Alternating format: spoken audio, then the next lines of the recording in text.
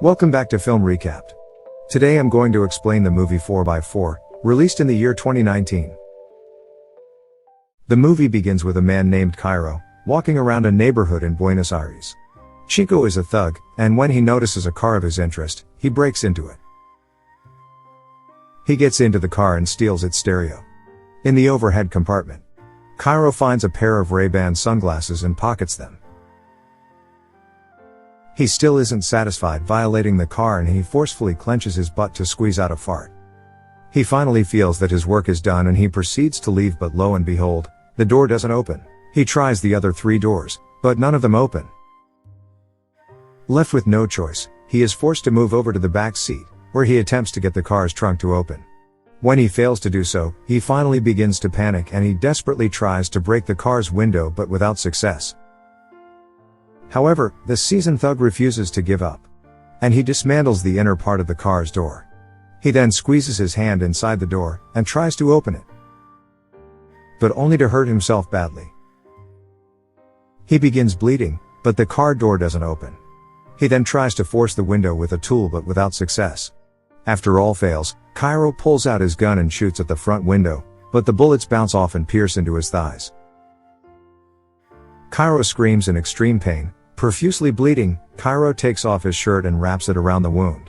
So far, Ciro was avoiding being seen, but after having shot himself in the foot, he tries to get the attention of someone on the outside to help him get out of the car, even if it meant he would go to jail.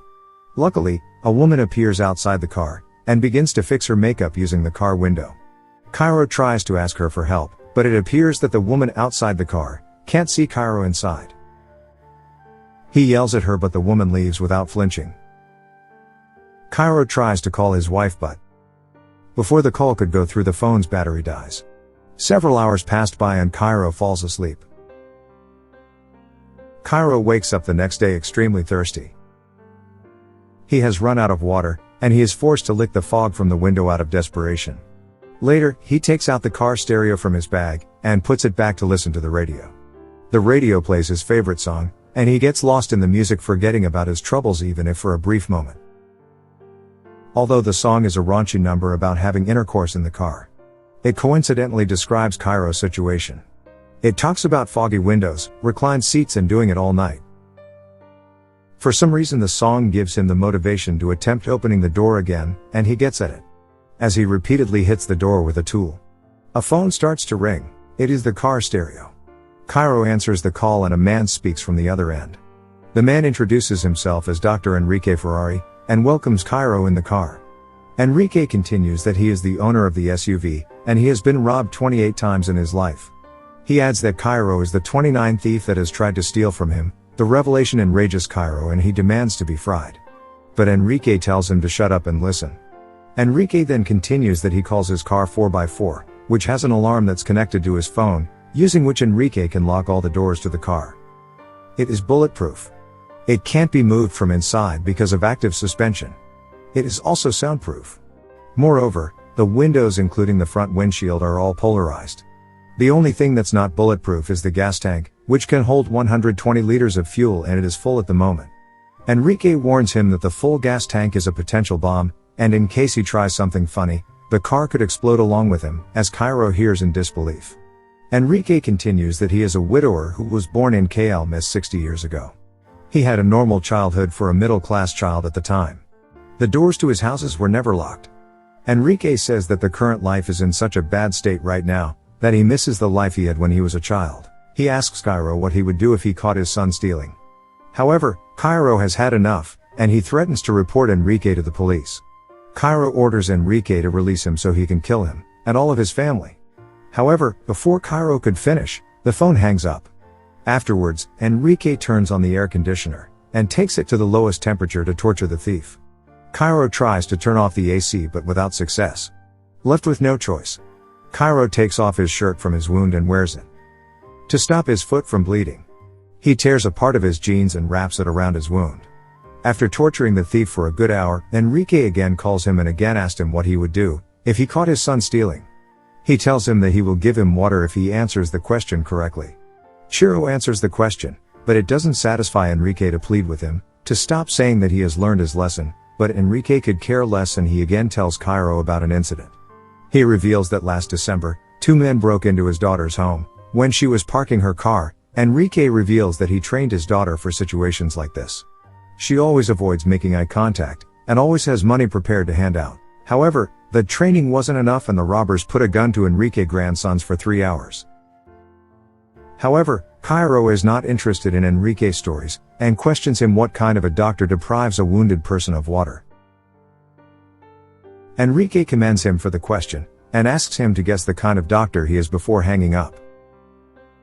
As to brainstorms, a police car arrives and stops in front of his SUV. Ciro is again filled with hope and he tries to get the attention of the policeman, but the policeman gives the SUV a ticket instead, and leaves several hours later. Enrique calls again and asks to his full name and his ID number in exchange for water. After Ciro complies, Enrique guides him to the water in the washer hose in the back. The water is light blue in color, but a dehydrated Ciro could care less and gulps down the water, breathing a sigh of relief. However, Ciro is still hungry, so he is almost forced to eat one insect that has somehow made its way into the car. Later Ciro checks his wound and learns that it's turning yellow, and he also has a fever. Enrique decides to give him a break and he turns on the AC for Ciro, so he could cool down, and reveals that he is also sick. Enrique is dying of cancer, and the doctors have told him that he has got a year to live. As Enrique continues to blabber, Ciro takes off his clothes and passes out. Ciro's body has also turned yellow. Later, Ciro goes through the car manual, looking for a way to escape, but only to eat its page in sheer desperation and frustration. Ciro is really at his lowest point and he pisses in a container, and drinks his own piss to quench his thirst. Suddenly, things look great for Ciro, when another thug tries to break into the SUV, giving him hope. However, the thief is spotted by passers-by. They beat him up and hand him to the police. Soon the night falls and dehydration and hunger turns him into a philosopher. He notes how a small percentage of people have so many things that need to be distributed so everyone can enjoy them. He further adds that the world is full of poor people, with laws made by rich people for rich people. Ciro claims that he will not obey them even if they gunned him down. He reveals that's why he became a thief, just like his father and grandfather. The next day, Enrique calls him again and reads him the newspaper. Enrique says that he is in a good mood, so he guides him to a hidden chocolate bar behind the brakes.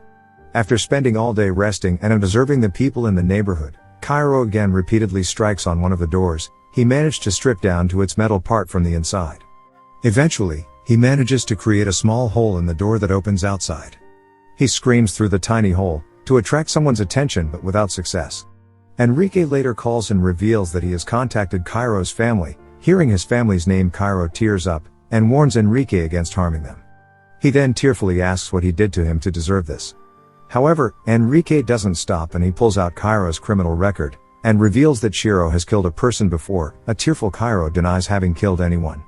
Enrique has receipts and he reveals that Ciro broke into the home of the Salerno brothers in Baraka to rob them, but they tried to fight back and Ciro shot them with his gun. Enrique also brings up an old bus driver that Ciro badly beat up. However, Ciro still refuses to take responsibility, and blames the driver for not letting him rob the passengers. He says that he made mistakes and he has already paid for them. Later, Ciro charges his phone with solar power and calls his wife, but the call goes straight to the voicemail, where he confesses to his wife everything, and apologizes for messing up again. After crying his eyes out, Ciro plays with the card start button and manages to turn it on. Apparently, it can only be started without a key after pressing it a certain number of times. He puts on the seat belt and places the gear in reverse mode. However, the gear gets stuck in reverse mode and he is forced to drive in reverse. He speeds the car and crashes it to a pole to attract people's attention. Fortunately, the airbag activates on time and he doesn't sustain any injury. Ciro is finally able to kick down the weakened rear window and escape. He is in extreme pain, but he manages to drag himself to a nearby gas station eatery, where he helps himself to some food. As he relishes every bite of his food, the eatery's manager orders him to pay for the food and leave immediately. This enrages Ciro and he shoots the manager. Ciro then wakes from his sleep, and he realizes that he was dreaming and he is still stuck in the car. Enrique calls again and Ciro threatens to commit suicide, but it fails to faze the former. Fed up, Ciro puts his gun to his mouth and pulls the trigger, but the gun gets stuck. Enrique laughs at the thief's misery, and asks him to look in front of the car, finally revealing himself. Enrique gets in the car with him. Ciro is extremely fatigued and he doesn't even have the energy to escape. Enrique tends to Ciro's wound, and afterwards, gets distracted in a work call as Ciro seemingly falls asleep. Just then Ciro unsuccessfully tries to shoot the deranged doctor, and jumps out of the car. He is finally out and he fires a shot in the air to call for help. However, Enrique again gets to him and tries to drag him back to the SUV. A policewoman spots the two, and orders the doctor to drop the gun. 2 hours passed by. People, media and police have surrounded the area. But Enrique refuses to let Ciro go, saying he is the victim of the thief. After all fails, the police call retired negotiator Julio Amadeo, who asks the doctor what he wants. Enrique then lists a range of problems that he faces every day, that the government doesn't do anything about, because at least no one got hurt. Enrique says while walking to his office, he has to avoid 2,000 dog poops on the street, because the dog owners don't clean after their pets when no one's looking. The public resonate with Enrique and they cheer for him. Julio refuses to give up, and continues to talk to Enrique, and eventually convinces him to let Ciro go. The police arrest Ciro and Julio asks Enrique to surrender, but he gets in his car after placing a timer on top of his car. Julio suspects that it's a bomb and orders everyone to back up. The SUV explodes, killing Enrique, but not before igniting a fire in every commoner's heart. That was all from the video. I hope you liked it. Subscribe for more content like this and hit the like button to help us out. Also, leave a comment if you want us to recap your favorite movie. Until next time, take care.